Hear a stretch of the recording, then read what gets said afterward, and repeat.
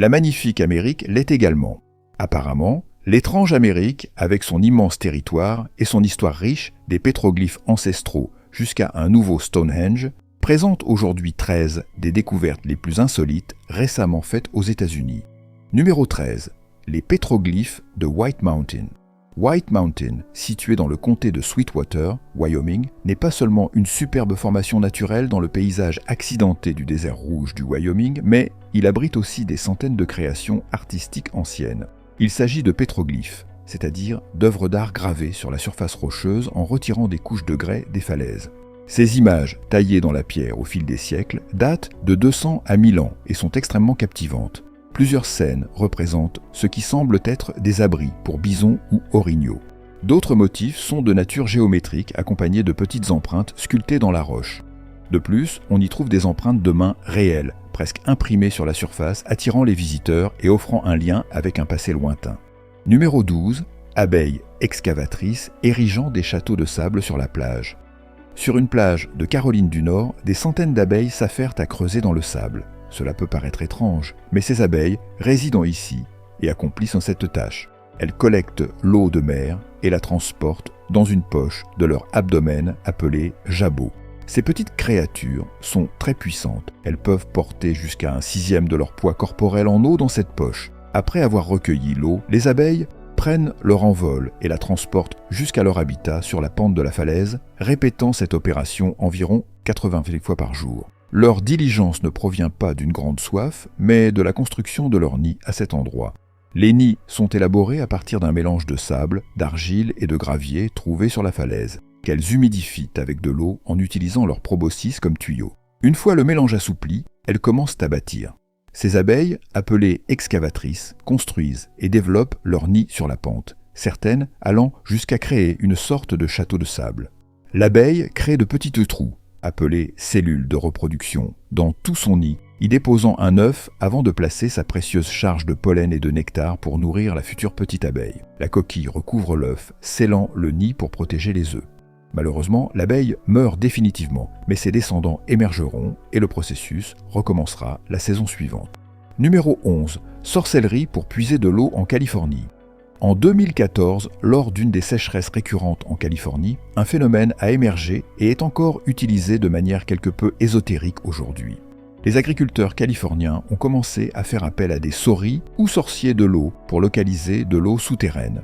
Les sauris utilisent des baguettes en cuivre ou en bois, appelées baguettes de saori, qu'ils étendent sur le sol pour détecter la présence d'eau cachée sous la surface et identifier des emplacements potentiels pour des puits.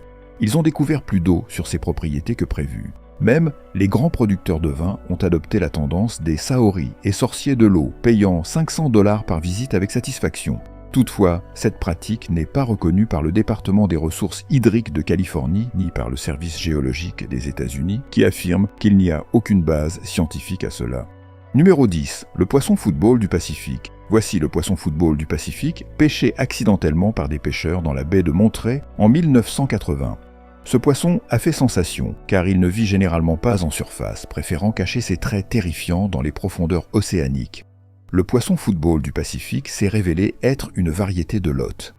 Les lottes, présentes dans les mers du monde entier, habitent les eaux profondes, principalement près du fond marin. Elles possèdent une source de luminescence qu'elles utilisent dans une appendice charnue au sommet de leur tête, servant de leurre pour attirer leur proie, à l'image d'un pêcheur avec un appât. Les lottes sont des chasseurs très efficaces, dotés de nombreuses dents tranchantes et pointues, ainsi que de bouches gigantesques pouvant s'étendre largement pour engloutir des proies 2 fois plus grandes qu'elles. Il existe plus de 200 espèces de ces poissons redoutables dans nos mers, toutes équipées de ce leurre charnu, une caractéristique commune malgré leurs différentes formes et tailles. Elles excellent en pêche en eau profonde et peuvent atteindre jusqu'à 4 pieds de long, ce qui est assez impressionnant. Imaginez-en un agent de l'obscurité vers vous. Parmi les types les plus connus, on trouve ceux de la mer Noire ainsi que les moins célèbres mais tout aussi fascinants habitants des fonds marins, les crapauds marins. Dans certaines espèces de lottes, les mâles ont des corps extrêmement petits et simplifiés, se fixant essentiellement à une femelle et vivant comme des parasites. On pense que cela permet à la femelle d'accéder à plus de nourriture tout en économisant de l'énergie.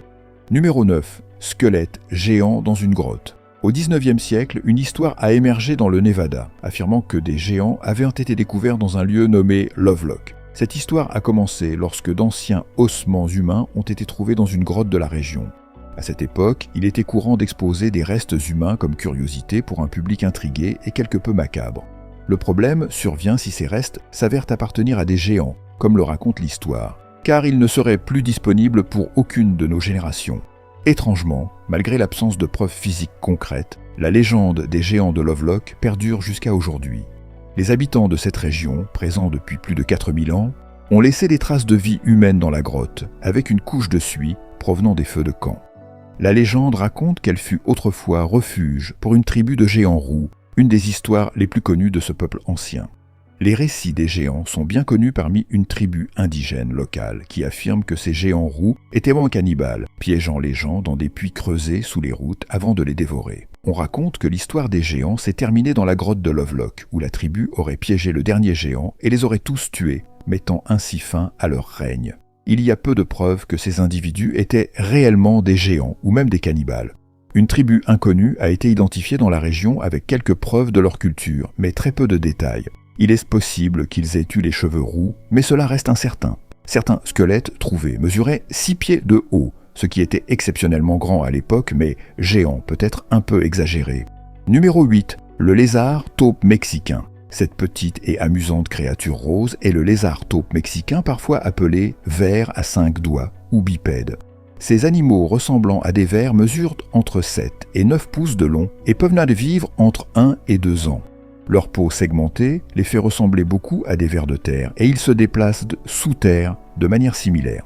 Ils possèdent de courtes pattes avant robustes avec des pieds en forme de palette et semblent ne pas avoir de pattes arrière. Les preuves suggèrent qu'ils en avaient autrefois, mais qu'ils ont évolué sans elles, comme le montrent les rayons X.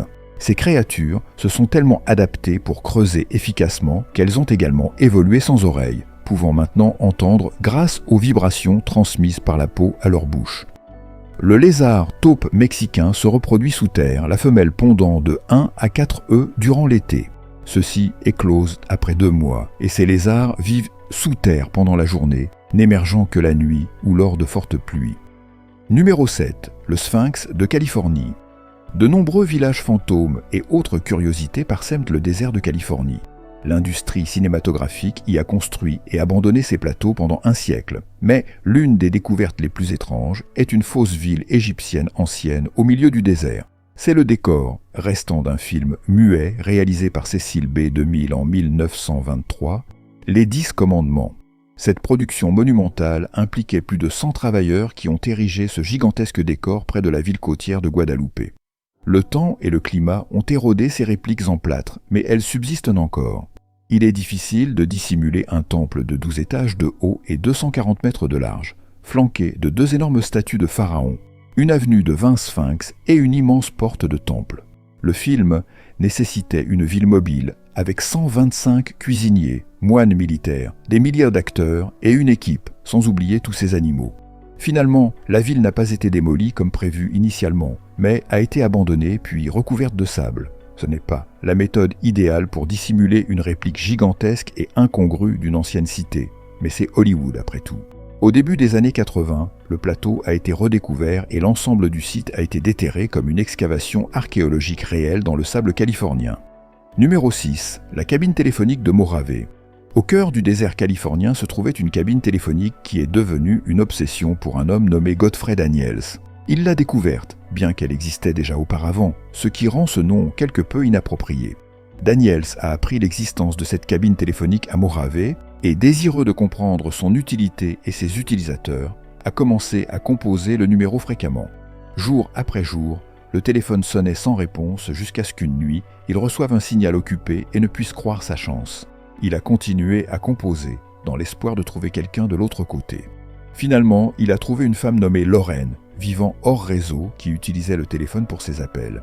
Elle lui a expliqué comment localiser la cabine téléphonique et Daniel s'est lancé à sa recherche. Il l'a trouvée et a passé un appel depuis là-bas, puis a créé un site web dédié à la cabine téléphonique du désert. Les gens ont commencé à visiter le lieu de partout, faisant et recevant des appels à toute heure, dialoguant avec des inconnus dans le désert.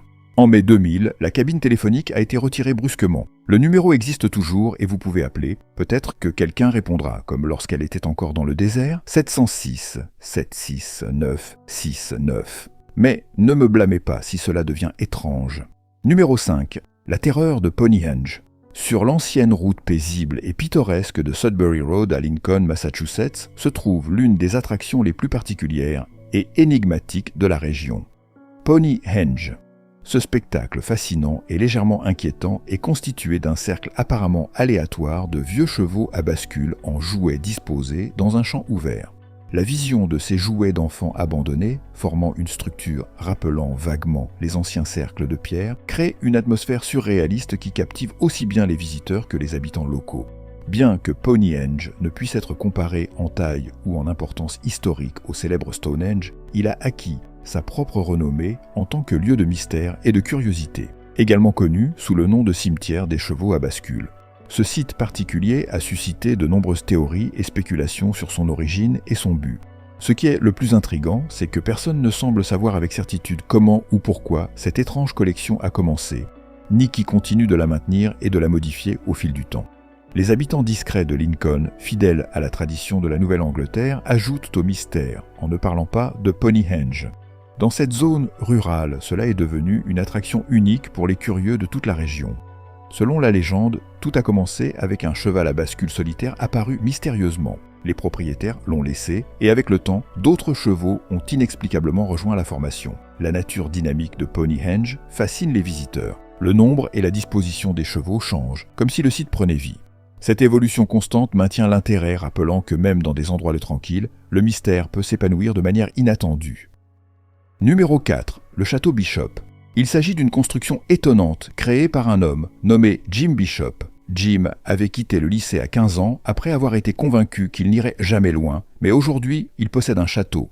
Économisant environ $50, Jim a acheté un terrain de 2,5 acres dans le parc national de San Isabel au Colorado, avec l'objectif de vivre là et de chasser sur les terres.